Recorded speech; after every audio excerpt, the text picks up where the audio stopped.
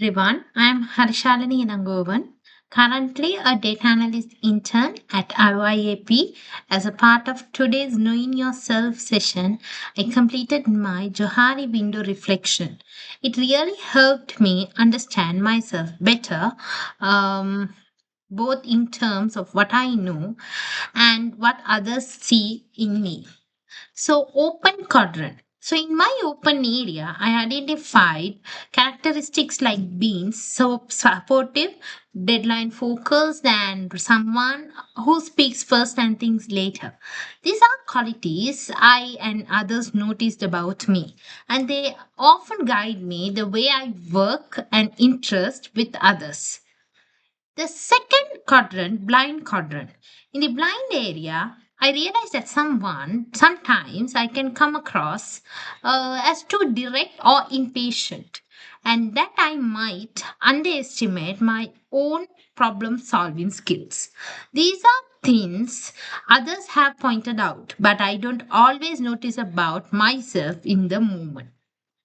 This quadrant showed me areas that I should be more careful as well as more mindful. Then, when we come to the hidden quadrant, I wrote down the characteristics that I know about myself but don't often share, like my creative writing side, reflecting thinking, and the other fact that I can be quite sensitive to feedback. I usually keep these parts private, but I can see how bringing them out more could add value to my personal and professional journey. The last quadrant, I discovered potential qualities in unknown quadrant, where I have not fully tapped into that yet, like leadership in larger groups, confidence in public speaking, adaptability, unexpected situations, and strategic thinking under pressure. These are areas I want to explore and develop further during my professional journey as well as in personal journey.